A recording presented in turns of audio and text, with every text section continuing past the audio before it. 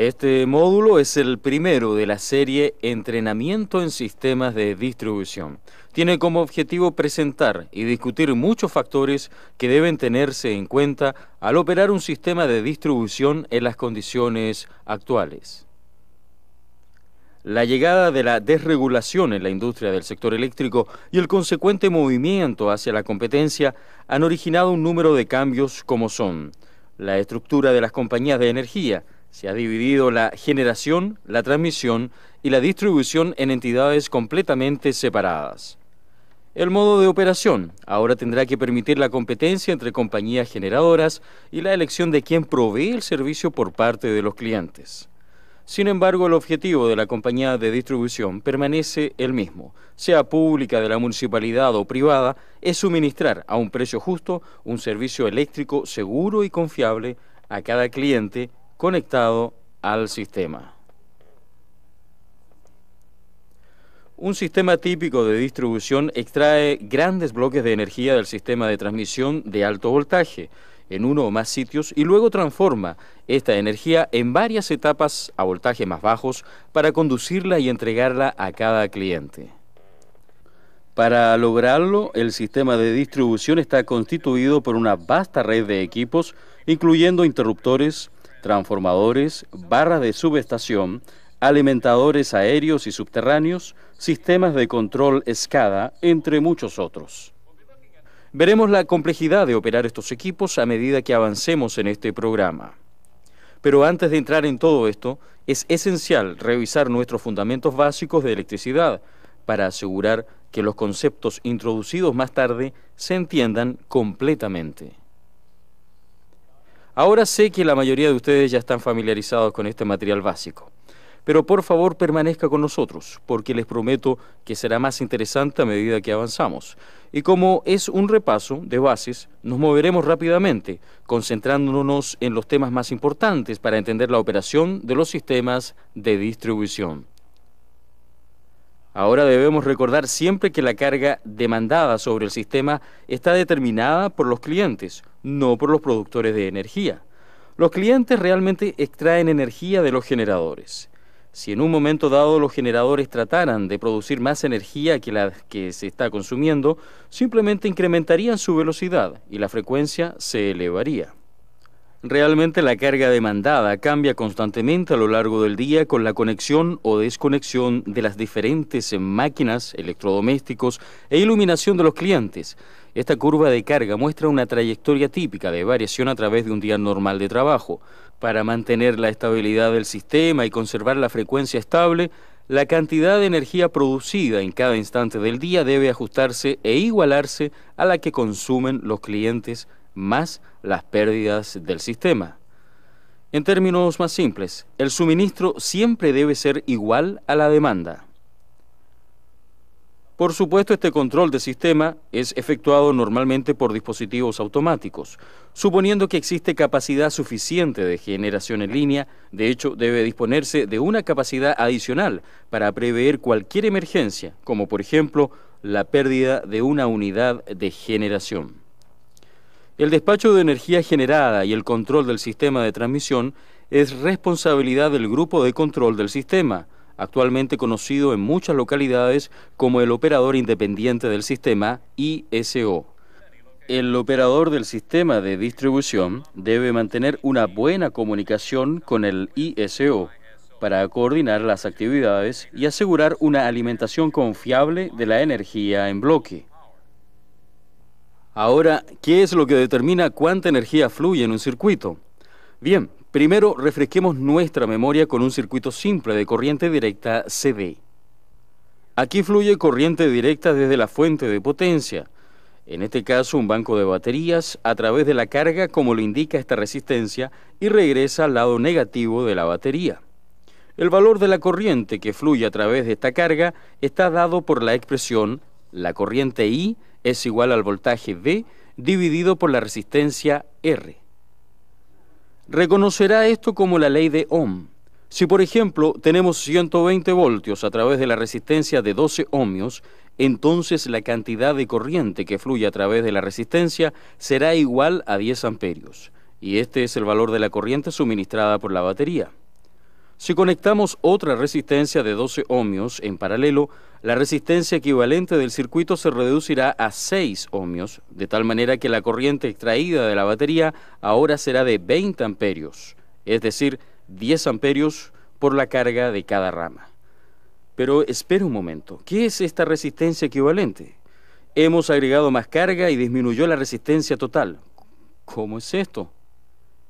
Bueno, así es, cada vez que conectamos un nuevo circuito, este abre una nueva trayectoria para el flujo de corriente y la resistencia equivalente combinada de los circuitos decrece. La fórmula para calcular la resistencia equivalente de múltiples circuitos en paralelo es 1 dividido por R es igual a 1 dividido por R1 más 1 dividido por R2 más 1 dividido por R3 y así sucesivamente por cada trayectoria paralela adicional. Miremos en este ejemplo, tenemos 4 ramas paralelas, cada una con resistencia respectiva de 10, 20, 25 y 50 ohmios.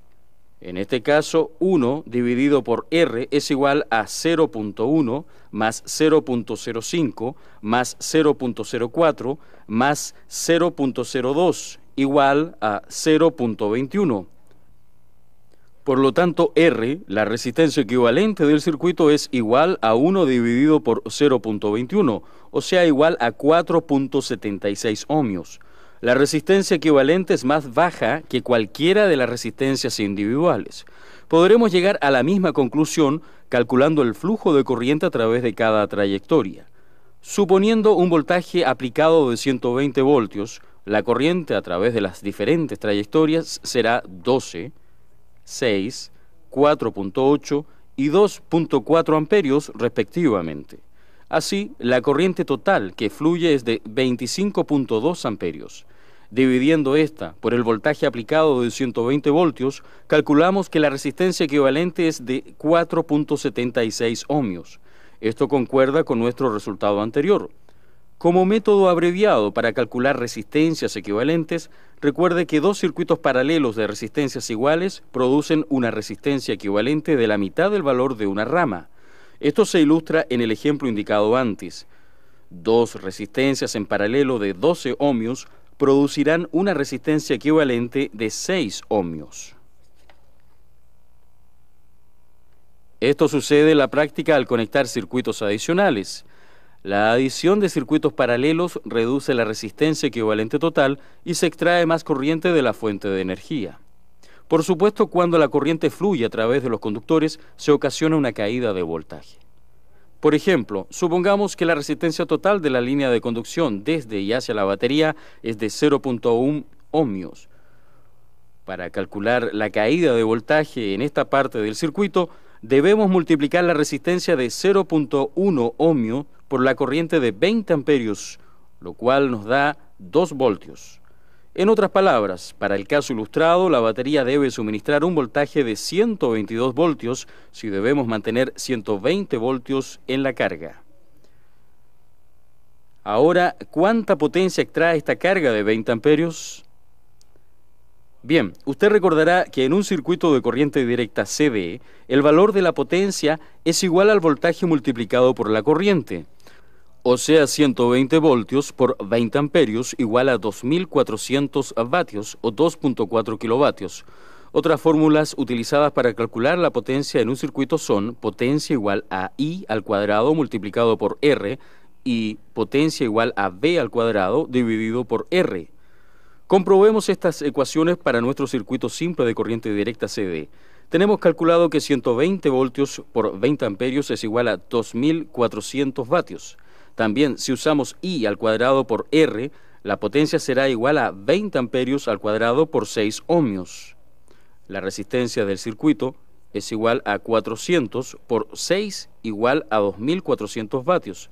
Y también el voltaje al cuadrado dividido por la resistencia nos da 120 al cuadrado, o sea, 14.400 dividido por 6 ohmios igual a 2.400 vatios. La potencia mide el promedio de la energía usada, o sea, energía consumida por unidad de tiempo.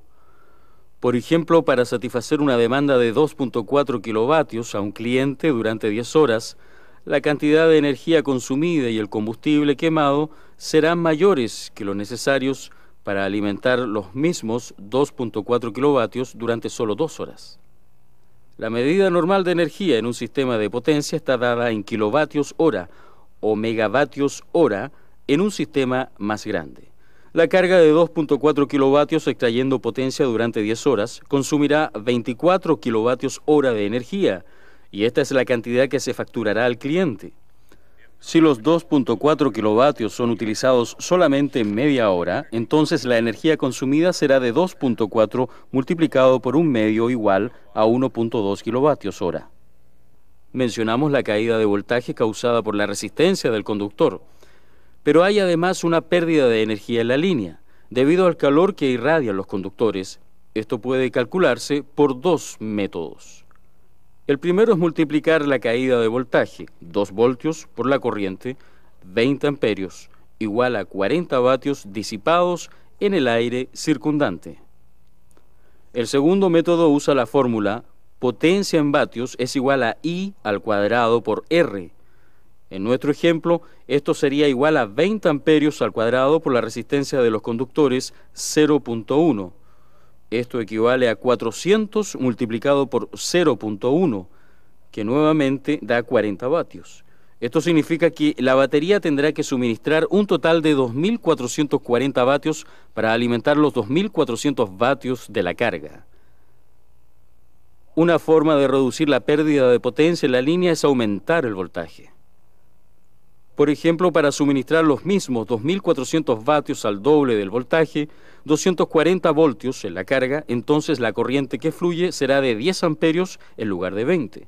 Así la pérdida de potencia a través de la línea es igual a 10 amperios al cuadrado por 0.1 ohmios, la resistencia del conductor, es decir, 10 vatios, una gran mejora sobre la pérdida anterior de 40 vatios. Ahora hemos estado usando este ejemplo de un pequeño circuito de corriente directa CD, por analogía con el gran circuito de corriente alterna CA, que conforma el sistema de potencia. Hay muchas similitudes. Por ejemplo, cuando los clientes conectan más electrodomésticos, la impedancia total del sistema decrece y fluye más corriente desde la fuente de potencia. A medida que la corriente fluye a través de las líneas de transmisión y distribución, ocurre una pérdida por calor, siendo necesario suministrar más potencia para absorber esta pequeña pérdida. Esta pérdida se reduce operando las líneas a altos voltajes, típicamente 230 kilovoltios y hasta 750 kilovoltios en líneas de transmisión y típicamente a 33 kilovoltios en las líneas de distribución. También, a medida que la corriente fluye a través de las líneas, se presenta una caída de voltaje entre el punto de envío y el de recepción. Pero esto no es lo único que ocurre. Habrá también una diferencia en el ángulo de fase entre los voltajes de los dos puntos de la línea originada por la reactancia de la línea. Pero detengámonos, estamos yendo muy lejos.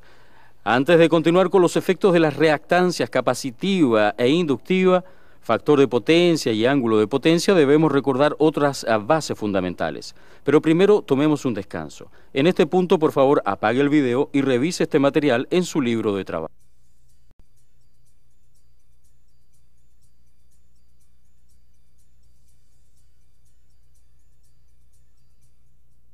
Aunque el futuro puede ser diferente, en esta época el único medio práctico para producir electricidad a gran escala es mediante máquinas rotativas, es decir, generadores.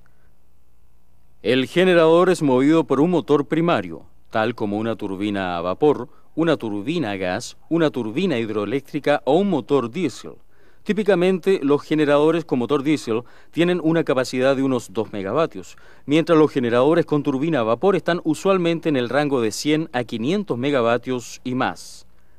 Los grandes generadores de potencia siempre producen corriente alterna CA, en comparación con la corriente directa CD que obtenemos de las baterías, por ejemplo.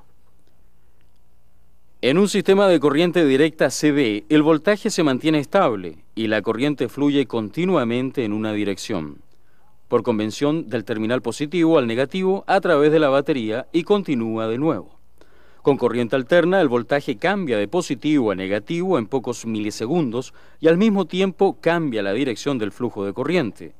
Veremos por qué en un momento.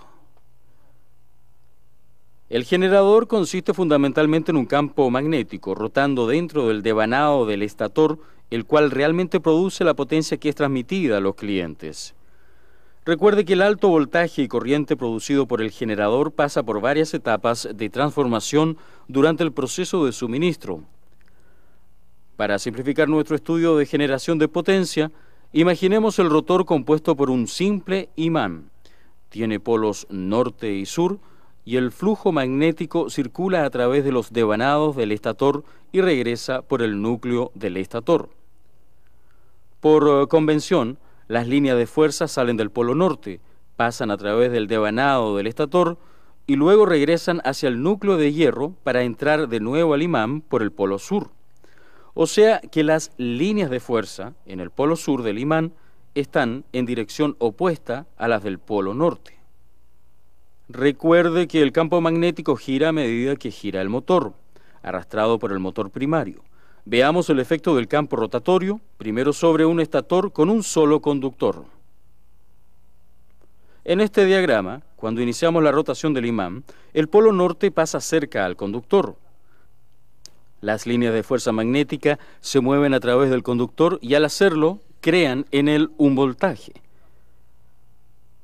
Este es el famoso principio de la inducción electromagnética. Cuando un campo magnético cruza un conductor, induce en este un voltaje. El valor del voltaje inducido es máximo cuando el imán está en la posición de 90 grados, porque aquí las líneas de fuerza magnética están cortando al conductor en su máxima proporción. A 0 grados, el campo no corta para nada al conductor y por lo tanto el voltaje inducido es 0. Al mover el rotor desde 0 hasta 90 grados, el voltaje se incrementa y luego, cuando se mueve de 90 a 180 grados, el voltaje decrece así. Cuando el imán sigue rotando más allá de la posición de 180 grados, el mismo conductor es cortado ahora por líneas de fuerza que entran al polo sur, es decir, en dirección opuesta. O sea que el voltaje generado es ahora opuesto en la dirección negativa. De esta manera, podemos ver que un giro completo del imán produce un ciclo de voltaje alterno. Se llama alterno porque medio ciclo está en la dirección positiva y el otro medio en la negativa. En la práctica tenemos muchos más conductores dispuestos en el núcleo del estator, todos conectados entre sí para formar el devanado del estator. Mostramos esto esquemáticamente como una bobina. Si conectamos este circuito a una resistencia y a un amperímetro, encontramos que el flujo de corriente resultante sigue la misma trayectoria que el voltaje. Los medios ciclos positivos y negativos significan que la corriente está realmente fluyendo en una dirección durante medio ciclo y luego la dirección opuesta durante el otro medio. Como el imán sigue rotando, produce ciclos adicionales de voltaje y corriente. Así, la forma de esta curva se conoce como onda senoidal y sus valores pueden calcularse con fórmulas trigonométricas. Hemos visto entonces cómo se generan voltaje y corrientes alternos. Note que por cada giro completo del imán tenemos un ciclo. O sea que si nuestro imán de dos polos gira a 60 revoluciones por segundo, entonces generaremos 60 ciclos por segundo. Usted reconoce esto, por supuesto, como frecuencia, generalmente establecida como 60 Hz. 60 revoluciones por segundo son igual a 3.600 revoluciones por minuto. Esta es la velocidad a la cual funciona la mayoría de las turbinas a vapor en los sistemas de potencia. En cambio, una máquina igual de dos polos en un sistema de 50 Hz, como se usa en Europa, necesita funcionar a 3.000 revoluciones por minuto. Ahora veamos el caso de un rotor construido con 4 polos en vez de 2. Es decir, 2 polos norte y 2 polos sur, como este. Aquí cada giro completo del rotor generará 2 ciclos de voltaje. Entonces, ¿a qué velocidad necesitará girar el rotor para producir una frecuencia de 60 Hz? Esto se puede calcular fácilmente con la fórmula frecuencia es igual al número de polos, P, dividido por 2, todo multiplicado por N, número de revoluciones por minuto, dividido por 60. En este caso, 60 Hz es igual a 4 polos dividido por 2, multiplicado por n y dividido por 60. Despejando n, la máquina con 4 polos debe girar a 1800 revoluciones por minuto para producir 60 Hz. Puede ver que la velocidad requerida en el generador depende de a, la frecuencia deseada, y b, el número de polos del rotor. Los grandes generadores hidráulicos se construyen generalmente para girar a velocidades menores, por lo que deben ser construidos con muchos más polos. Por ejemplo, un generador de 60 Hz a una velocidad de 300 revoluciones por minuto necesitará 24 polos. En la práctica, en lugar de imanes rotatorios permanentes, el campo magnético es suministrado por un electroimán. Cada polo del rotor consta en realidad de una gran bobina alimentada con corriente directa para crear el campo magnético. Incrementando el valor de la corriente directa de excitación, se aumenta la fuerza del campo magnético, y esto induce un mayor voltaje en los devanados del estator. Todos los generadores que están conectados a un sistema de potencia común se deben operar a una frecuencia exactamente igual. En otras palabras, sus velocidades de sincronización eléctrica son las mismas, aunque sus velocidades mecánicas sean diferentes cuando las máquinas están construidas con un número diferente de polos. Los voltajes del generador también deben estar en fase. Esto significa que las elevaciones y caídas de cada onda senoidal deben ocurrir aproximadamente al mismo tiempo. Decimos aproximadamente porque hay alguna elasticidad en el sistema y ocurren ligeras variaciones por la existencia de condiciones transitorias. Con el propósito de memorizar estos conceptos de generación de corriente alterna y frecuencia, tomemos un descanso. Apague el video y revise este material en su libro de trabajo.